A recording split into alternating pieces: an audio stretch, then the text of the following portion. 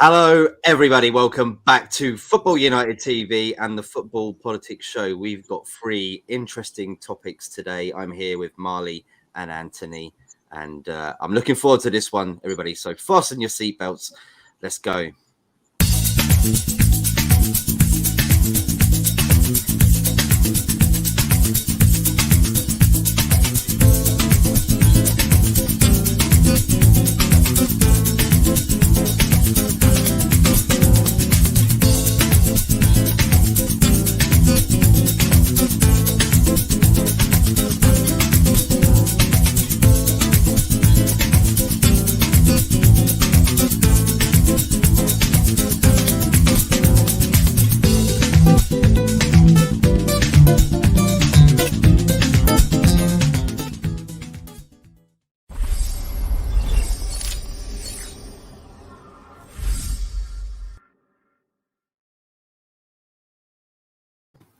Yes, everybody, welcome back to the Football Politics Show. I'm here with none other than my two main guys, my compadres, Marley and Anthony. How you guys doing? You all right?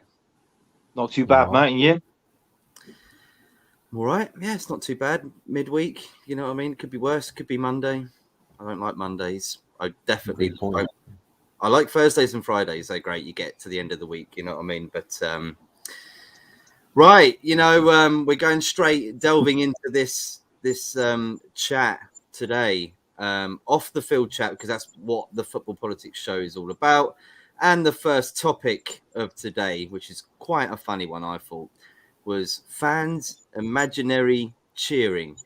And the reason why this is a topic today is because Dean Smith has come out and criticised fans for cheering goals that don't actually happen. And I think people might have seen this on YouTube and social media where fans like cheer goals when nothing's happening at all because their team's doing really badly. And he's come out and criticised the fans for doing it. He says, we need our supporters to be with us as well. And I know at times there is only a minority, but I would ask them to refrain from that and get behind us. And hopefully we can give them something to shout at. I can be honest and say I don't like the sarcasm from our own fans, he said. We need to be together in this fight to stay in the league. And as I've said, the reasons for our performances and the results in the previous 3 Premier League games. So, guys, what do you make of this? Fans doing this? Do you think it's respectful to the team and the club, or do you think they have a right to do it, seeing as they paid their money to go in and the team we can all clearly say have been performing very badly this season? Marley, fire ahead. It's a tricky one because no, it's not respectful to the players, definitely not. But yeah, they're within their rights, mate. Football, it's about entertainment, right? Like sports, they're entertainment, and the fans can have fun like however they choose to, as long as they're not abusing anyone, as long as they're not like committing any crimes, they're not being too disrespectful. If your team's doing really poorly, mate, and you wanna have some fun at their cost, like you're entitled to. I'm sure that if the fan base is actually hoping for better results, they're not being helpful. But it's tough. You can't really judge them too much, condemn them too much on this. At least I don't think so. I don't think so. A lot of fans, Norwich fans, have come out in the last 12 hours or so, stating that they don't like it. They're not one of the people that do it. But Anthony, that's just a part of football, isn't it? If your team isn't performing at the end of the day and you're going to every single game, what else have you got to cheer about? If you're, like what they meant to do. Yeah, I know what you're saying. I totally agree with obviously with what Charlie was saying there. But I mean, it's like what you said. Fans are going to the games. They're paying money. I think what it is, they might have a talk in the discussion a little bit on for the game, like just before the game. I like thinking, wow, wouldn't it be great if we can score a goal, or if we could beat this sort of team and that, and just gradually make our way up the table. But I mean, whatever team you support and they're not doing well, I mean, you can imagine things like, obviously, as this is going, as we're talking about now, So I don't think there's anything wrong with it. I mean, but yeah, I know what they feel like. I mean, I imagine scoring the winning goal against Tottenham and winning the Premier League, but we got no chance of winning the Premier League at the minute, have we? So isn't that right, Cuz? So, but yeah, it's a tough one. That is a bit of a strange one as well, to be honest with you. But it's quite funny, isn't it? I mean, to be fair, that he's moaning about the fans doing that. I mean, personally, I think as a manager, you should just get on with the job. Give them something to cheer about. Maybe that might help and improve that situation if you're feeling a little bit rumbled from the fans. I mean, it'd be different if, say, it was Liverpool and they had 1 or 2 bad games and fans were joking doing that. You go, yeah, okay, fair enough. Like they don't deserve it. But Norwich, I think even this season, it's their worst season in the Premier League for a very long time. I know the last time they went down, they got relegated. They weren't. It was one of the best relegated teams in the Premier League. So this time round, bouncing back like they said they were going to do, go back down, reassemble themselves, come back up to the Premier League and show and prove. But they haven't, have they? So Marley, I'm with the fans on this one. I think fair play. It's not like they're shouting and jeering racial abuse or any kind of abuse to players. They're just having a laugh to themselves. They're almost taking the Michael out of themselves. I mean, that's fair to do, isn't it? Yeah. Well, first of all, Norwich, like I've never seen such a huge yo-yo. They just keep going up and down, up and down, up and down. So I get the frustration, but mate, European fans, like y'all are nice. I'm kind of tired of hearing people know, yeah, it's such a disgrace to boo players. They're trying, dude. Come watch a game in Brazil. A player gets 2 touches wrong, he can be Lionel Messi. People are gonna boo him. That's the way it goes in here. Like you got to put some pressure on the players.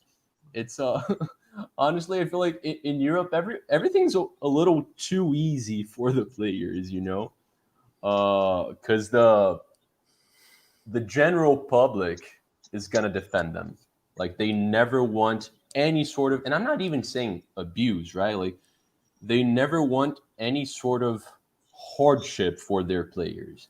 So it can be Xhaka. Like if the Arsenal fans start booing Xhaka, they're entitled to. They're always entitled to boo Xhaka. Come on. Most people are gonna say that that's disgraceful. I don't agree with that. No, yeah. If you have you support a club and you have a particular feeling towards someone and you boo someone, I think it's okay in my eyes. I think personally, like if it's if there is reasoning behind it, I guess that's okay. The way he threw his shirt off that time, Xhaka, and people were a little bit annoyed about that. I can understand the frustration of fans, but yeah, complete abuse where you're throwing abuse at people, their family, and that stuff like that. I'm not for. That's never okay. That's never okay. Of course, no, so if it's thoughtful mentation and you're talking about something that's literally just about your performances on the field, I get that. But this isn't even that, is it? This is the fans taking the piss, if I can say that word, out of themselves. I mean, how can you have a go at that? Dean Smith just needs to get on with the job. And like I said, I think Anthony, right, he needs to start getting results, and not even results, maybe just play better and give the fans more to cheer about. Yeah, you're right. Absolutely right. I mean, it's like what we said. You're a fan. You're paying to watch the game. I suppose the fans see it more obviously than what we do. The way they're playing at the minute is not that great. So obviously, it's down to the manager to pick out the right system, the right players, have a good balance across that team. Whether they're going to go out and win a game or maybe come out and nick a point. Let's say, I mean, that gives fans good, just something to cheer about and something to talk about.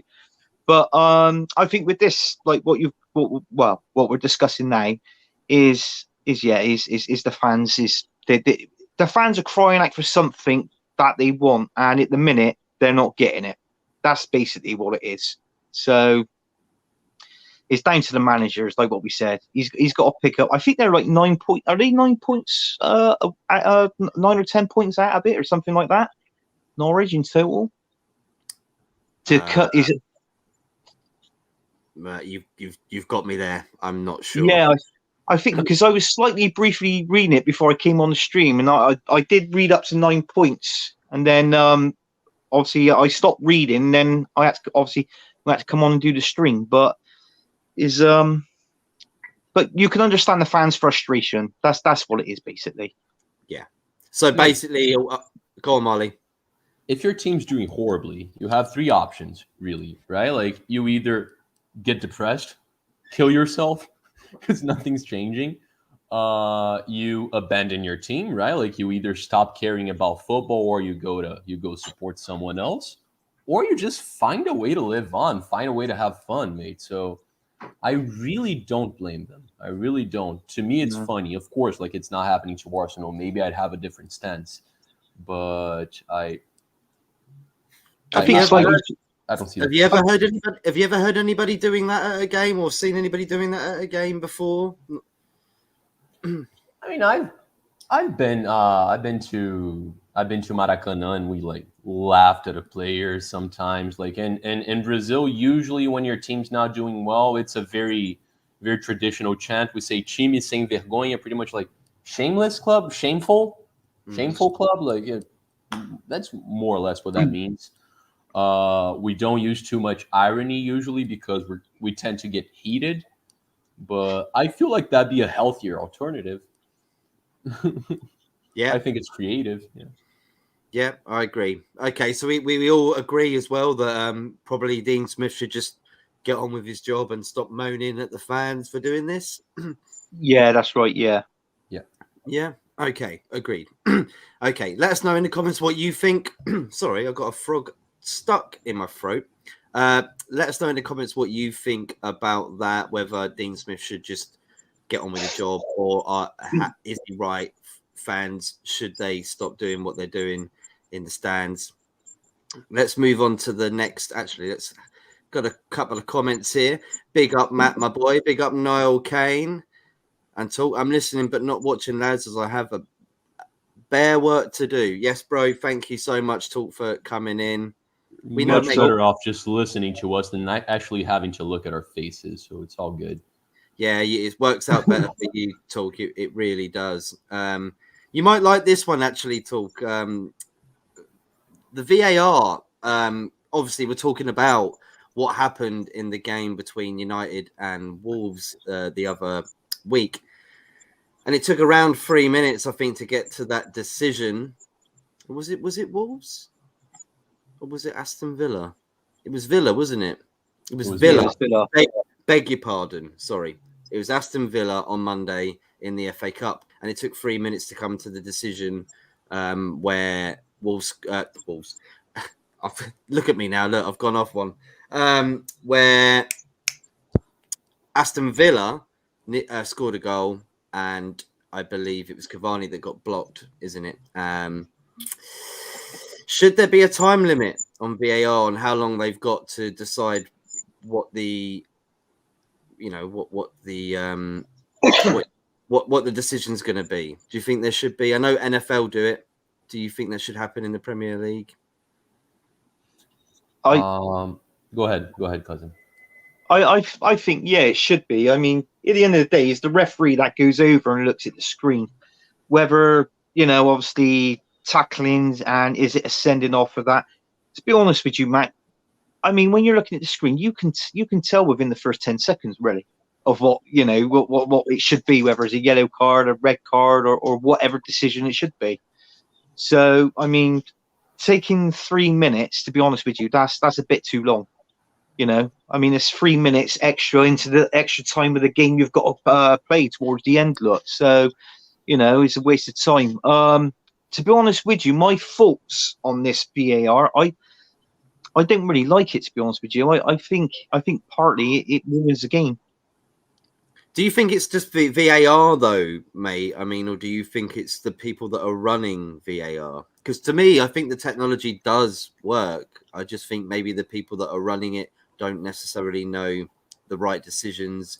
And it's still a brand new thing, really, in the game. So it might take I mean, these are big decisions, I guess, that VAR have got to make. And it's, probably good enough for them that they're hidden off screen, that no one can see them making a decision. And at the end of the day, with this decision, Marley, they ended up going back to the ref anyway. And then he had to go and look at the screen and make the decision for himself, which we all knew what he was going to do anyway. So it took them 3 minutes just to tell the ref to go and have a look. It's just a bit too long, isn't it? And yeah, I'm with you. I don't blame VAR. I blame the people in charge of it. I don't agree with the time limit. I definitely feel like refs should get better. Like they should get trained on that. Like the whole system should be faster and better. But I don't think putting a limit's wise. Like if the ref doesn't know by a certain time, like it's probably best for him to have time to decide. Pretty much what this means is now refs have 60 seconds to decide in favor of City, United, and Liverpool. That's what I'm reading right now. That's exactly what I'm reading. Okay, so you have 60 seconds to favor these three clubs. But mate, honestly, I've always said that I feel like I want this to become completely like the American sports. Like I feel like the person in charge of VAR, like looking at the camera, should have the main say. Like he should be the one in charge, not the guy on the pitch. Like the guy on the pitch should be there for easy decisions, and the guy looking at the screen, looking at replays, looking at close-ups, he should be deciding as fast as he can because it's just faster. It makes more sense. It would probably work out better. That's just my opinion. Plus, like he's probably gonna get abused a little less because he's not there. Like it just makes more sense to me. But no, I don't feel like just limiting the time makes sense. That's a really good point you're saying about abuse. And I mean, that has decreased, hasn't it, because of VAR, is it not?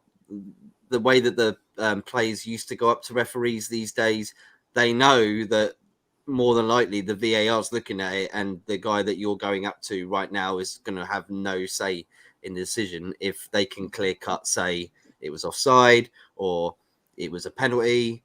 So in that sense, I guess, Anthony, it's good, right? But I mean, time limit maybe not. Would it be something like Wimbledon or like tennis where you get like 3 chances to get the call? Maybe that would be a route. I'm just playing devil's advocate here. So what do you think, mate?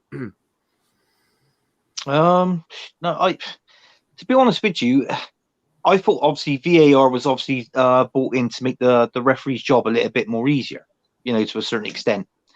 But I mean, these people that's actually behind the screen at VAR, they're the ones that's making the final decisions. So from there, it's like what you said, the decision is not with the referee. That's the reason why I said earlier that I'm not really keen on VAR, because at the end of the day, it's the referee that makes the final decision, in my opinion, in my book. So, I mean, I can understand why. Wouldn't it be harder, just to cut in on that? Wouldn't it be harder though to like say scrap it, go back, and then if you see an incident where it's a clear over the line, say, I mean, obviously we'll probably keep goal line technology because that always pretty much works. But that's brilliant. So how would we go back to the old days? And if there was something that happened, say with your team, and you went, look, that's clear. I wish there was VAR. I wish there was something that could tell us that like would you not miss that? I understand what you're saying and where you're coming from, but I mean,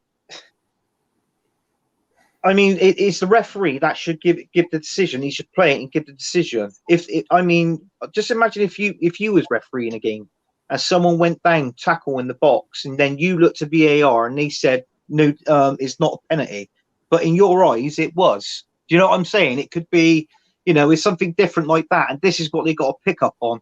Because I've noticed a few. You look back in the I think who was they monitoring against with the offside situation and that? It was the Harry Kane goal. I think was it last week or the week before, and there was somebody else's goal as well. So I think Harry Kane's goal what he scored was offside, and the other one wasn't, but it was given. They changed. I remember. They reversed the decision round, didn't they, in each game?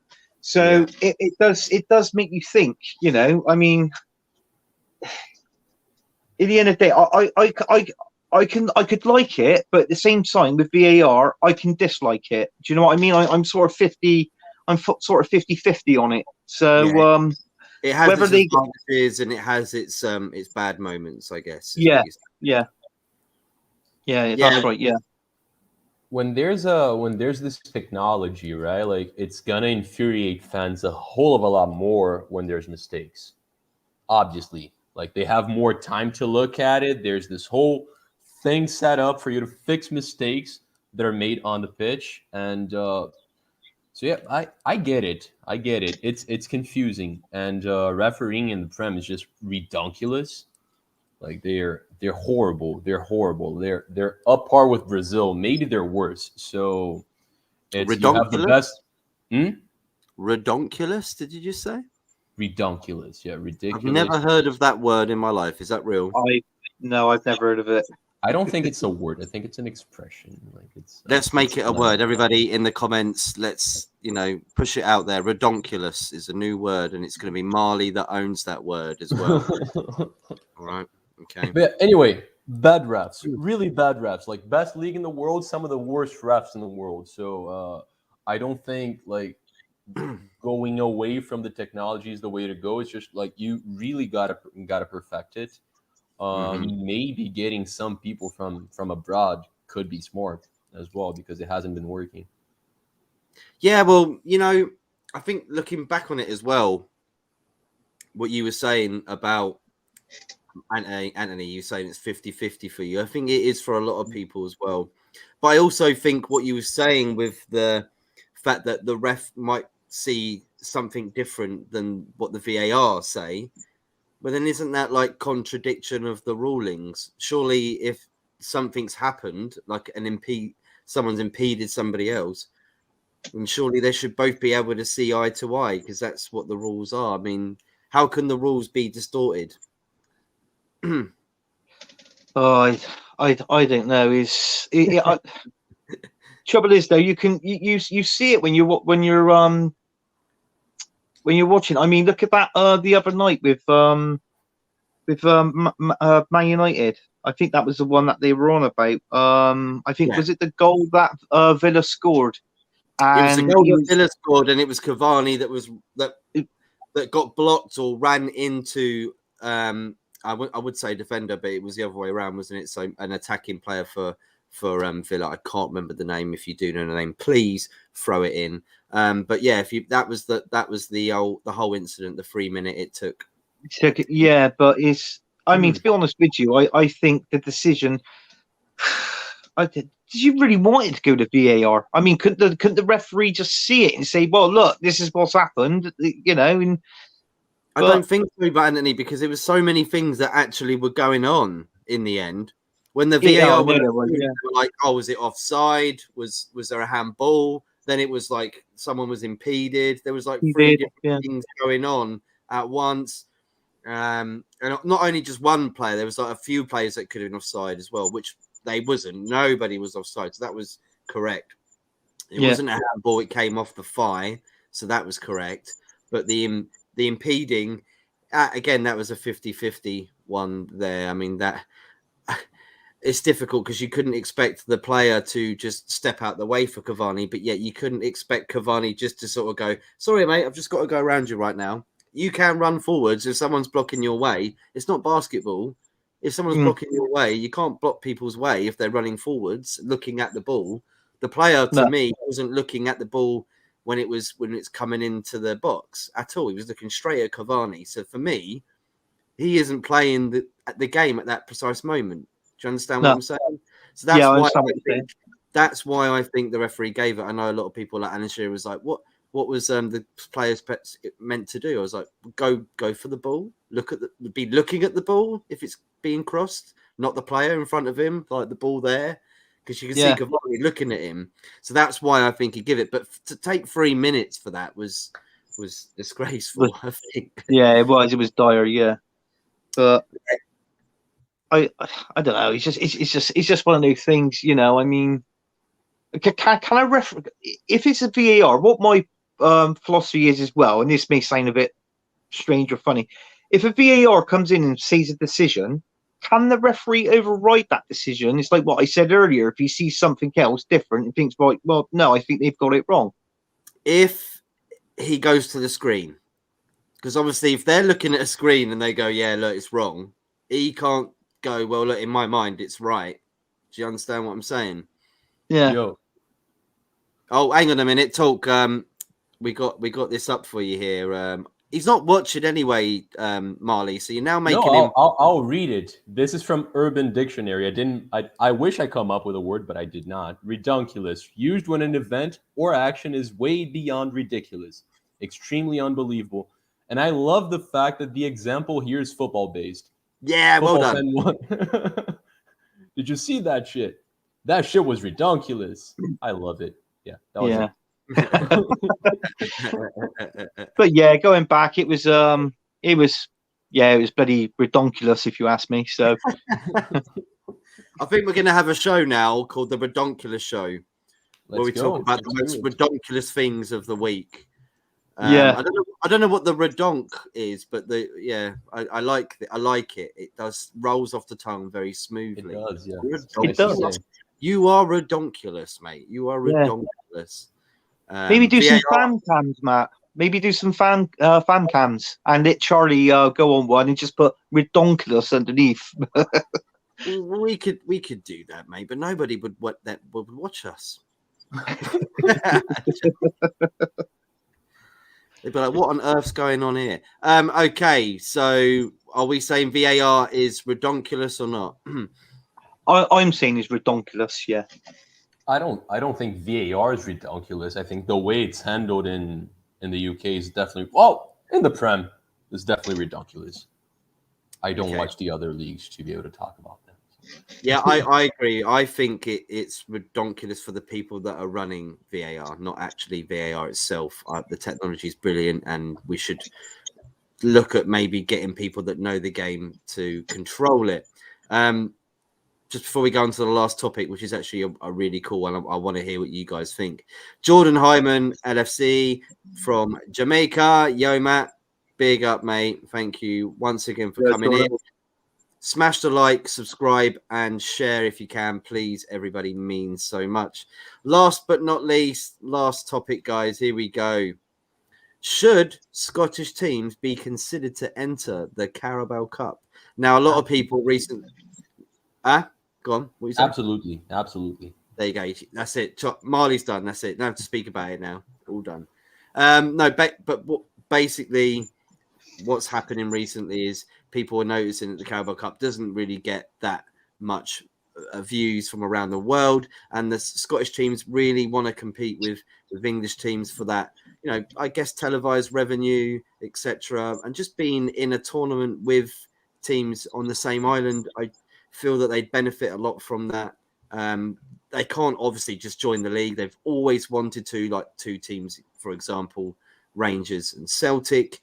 But maybe this would be a nice gesture to see the Premier League, Championship, Scottish League 1, Scottish League 2 to maybe join in the Carabao Cup, and it might make it a better competition. What do you think, Marley? Yeah, no, I love the idea, mate. The Carabao Cup sucks. No one really cares about it other than Tottenham fans. Man so City. I think I'll bet you'll be different, you two, if you win it this year. I'm gonna celebrate it like I celebrate a win, mate. Like winning a game. Like I really don't think I'd care too much. But dude, I think it's tomorrow, isn't it? Liverpool tomorrow, isn't it? Or tomorrow. Yeah. I think Chelsea and Spurs play tonight, and tomorrow we have Arsenal and Liverpool. I think the competition tends to win a lot from this. I know Scotland's the only other country that has like relevant teams, so like Irish clubs wouldn't really add too much to that. But I think it would be really cool to have a Great Britain competition.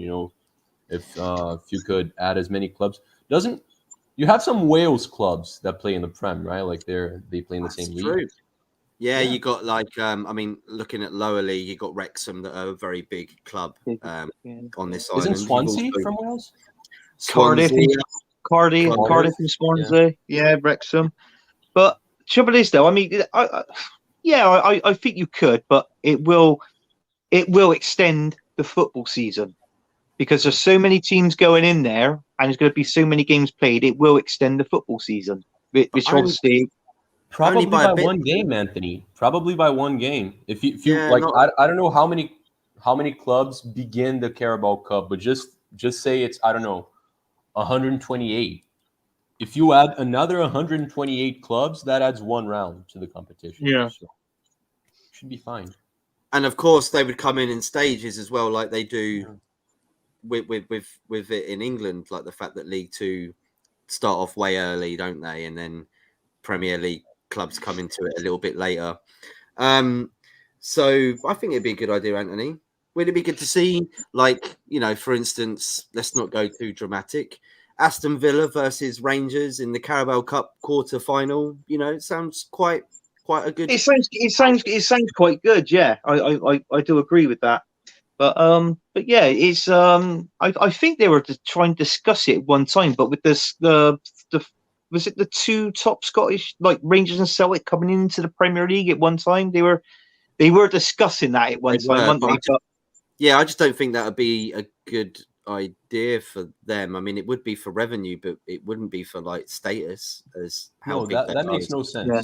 That makes no sense. You'd have to put everyone from Scotland in the but yeah, I mean, it'd be interesting. Or if not, maybe if they can sort of like I don't know, maybe do a trophy in the part of the season where you play your friendlies and enter them into tournaments, and if they ever win it, they can go on and maybe go into like a European place or something, or a European spot. Do you know what I'm saying? So, that's just one idea that you can throw into the equation there as well. Yeah, that's a good shout. I mean, there's another thing, just to go a little bit off topic, but on topic. I've always thought that FIFA should look at the World Club Cup and make that a bit better, and maybe make that every 2 years, and add more teams into it, and do it in the summer, and make it an actual televised World Cup of football clubs. I don't know why they couldn't do that. Easily done. Because of players' vacations, probably. Yeah, but they play in the World Cup. They play in, and it wouldn't be as big as the World Cup, would it? You wouldn't have 32 teams in it. No. Yeah, you could make it at least, Europa League, European Championship size, or what's the South American one called? Why have I've lost my track? Yes, it'd be sort of that size, not too big, but So it's like 3 groups, 3 teams into a league, and then go on from there, isn't it? If whoever wins their games can go on to the next round. It's like playing a group game, going straight from your group game into a quarterfinal, and then semi, instead of having that extra. Is that what you're saying? I don't really know what I'm saying. No, what I'm saying with the World Club Cup is it's every 2 years, because I know, like, you're talking about Arsene Wenger trying to bring in the World Cup every 2 years. Why don't you do the World Club Cup every 2 years? Have the winner, say, if it starts in 2 years, winner of the Champions League this year, the winner of the Champions League next year, Europa League next year. You got your 4 teams from Europe. They're in it. Done. Right? Then you go around every other country. Marley, actually, is a really good question I want to ask you, actually, while we're here. Is there like a Europa League thing in South America, like a lower league? Right, okay. Absolutely. Right. Copa Sul-Americana. Copa Sul-Americana, yeah. Is it considered still quite a big thing? Like, you get decent teams? Dude, I'd be very happy if Fluminense won that one, because just like Arsenal, we don't really have any international silverware, so I'd be ecstatic with that one. It's not, as South America really only has 10 countries. Like, we have more than that, but we have 10 like regular size countries, right? Like, other than that, you have like French Guiana, like really, really tiny countries. So they don't even feature in these competitions. I don't know how it works. But if you look at the Brazilian league, like 14th place, I think, is rewarded a Copa Sul-Americana spot. So it's not as competitive as Europa League for sure, but it's a fun little competition. I don't think you need to do too much about that. I think it's the Club World Cup right now has 6 clubs in 3 rounds. If you add 2 more clubs to that, you can still have it every year. Probably the champion of the Europa League and the Copa Sul-Americana.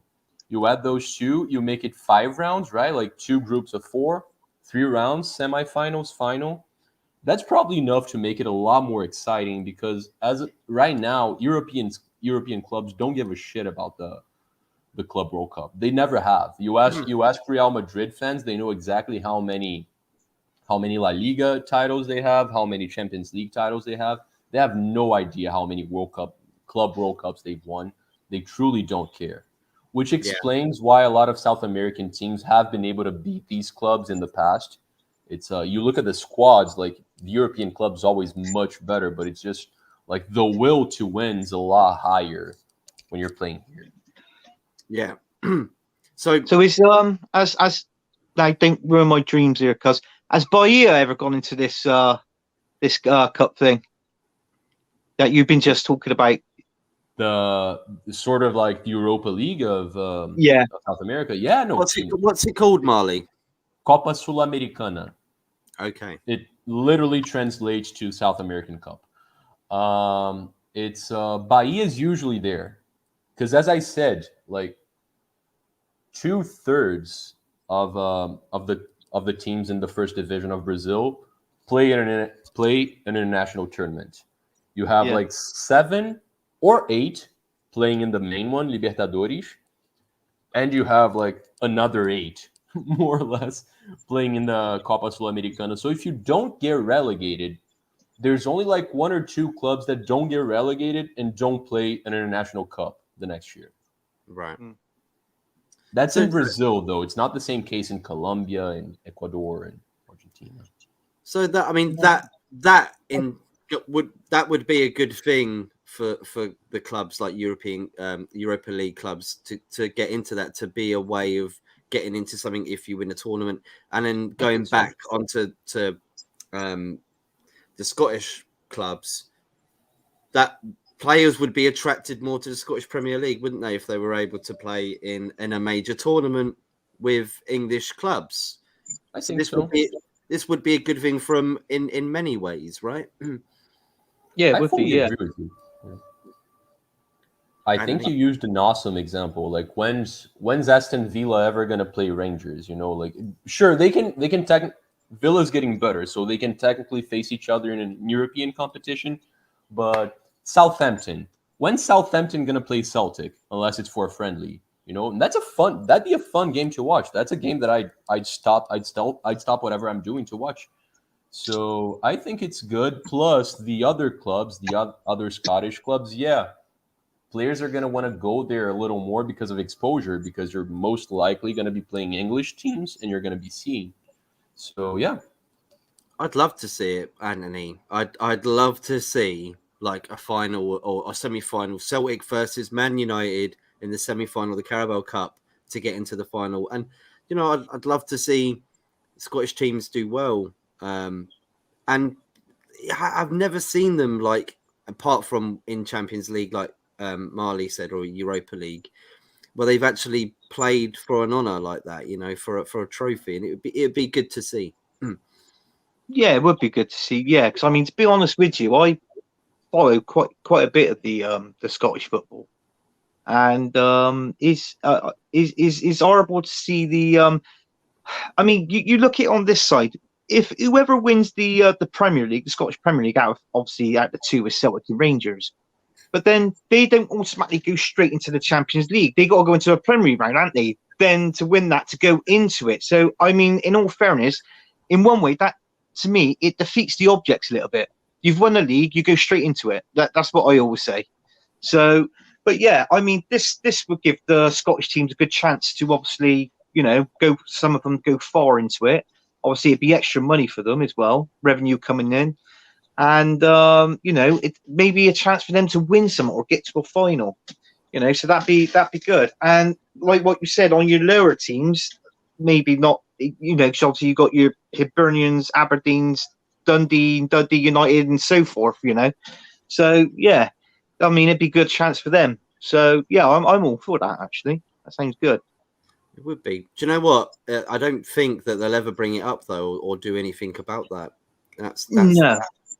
And that's a culture that could be cool throughout Europe, because you have these leagues that are technically exciting, but they can never really match to the other one. Like, how's Austria going to compete with anyone? But if you, for example, insert Austrian and Swiss clubs within the German Cup, not the German league, not the Bundesliga, but the German Cup, that could be really cool. If you do the same thing, like down there, you put the what is it called? Like the region where you have Spain and Portugal, Iberic Peninsula, something like that. I forget. But do a cup with those two. Do a cup with a very, very like southern countries of Europe. I think it'd make them a little more exciting. From an outside perspective, like I couldn't care less about the cups happening outside of England or Brazil. That could make them a little more interesting to me. And there you go. You just put the proof in the pudding that more people away from the island would probably want to watch games like that. Arsenal versus Celtic in the final of the Carabao Cup would be quite a pleasant watch. I'm not sure how the police would handle it and stewards and all that. It might be quite. It'd probably be a bit of havoc, wouldn't there? Like with Scottish teams playing against English teams, I guess. By the way, worldwide broadcast coming from Scotland, y'all need to put subtitles because I'm sorry. I get lost. I have no idea what you guys are saying. So that's a tip for you guys there. I'm guessing you watched the Fife versus Forfar game then, or something like that, because that would definitely have a lot of very rough Scottish commentary for it. Have you ever heard of them teams?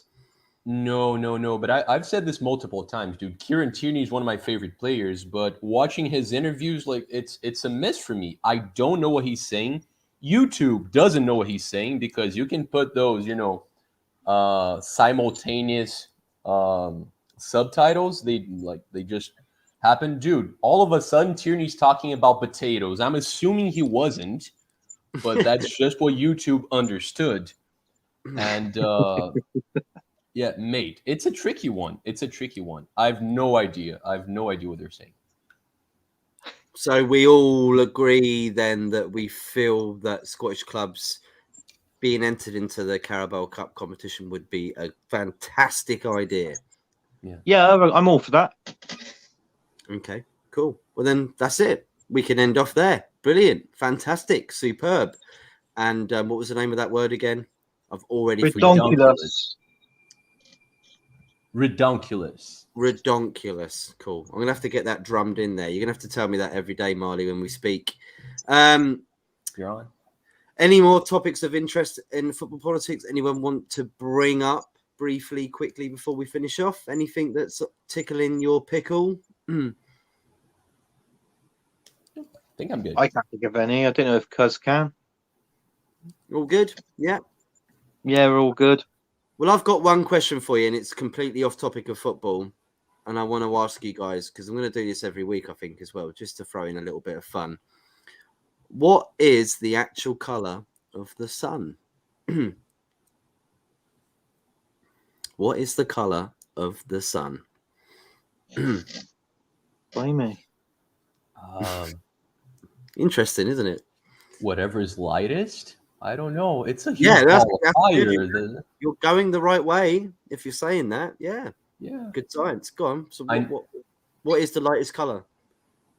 Well, that depends, because like for us, the brightest color would be the color of the sky, right? Like that's why. No. That's no. I thought that the brightest was color would it be the sky? Well, the sky's blue, but no, it's not. No, it's not. Well, the lightest colour would... It ain't blue, is it? No. Well, the lightest colour for me would be the moon, because it's obviously when you see it at night. But Anthony, he's done it. Matt's just pretending to be a scientist. Don't care about him. Yeah, so I got it right actually, but just before both. Talk, you're absolutely right. It is white. If you know when you heat up something so strongly, when the heat collides together, like you said, I think Marley, that the brighter it is, you know what I mean? Like it's going to be white, isn't it? White's going to be the brightest thing, because white is the brightest color in a sense, even though they say it isn't the color. So that is the true color of the sun, white. Right. Not yellow. So everybody always goes for yellow, don't they? And like you said, blue sky. Not really. It's not blue, really. In a sense. No, you didn't hear me say that the sun's blue, right? No. Anthony said the sky is blue, but that's just a reflection. It's the reflection taken from the water that makes it look blue. There you go. I think it's the other way around, mate. No, is it? Yeah, it is. It's the other way around. The ocean's blue because of the sky. Look blue.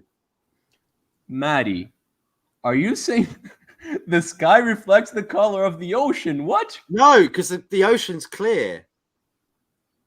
But the sky isn't blue either. That's the whole point.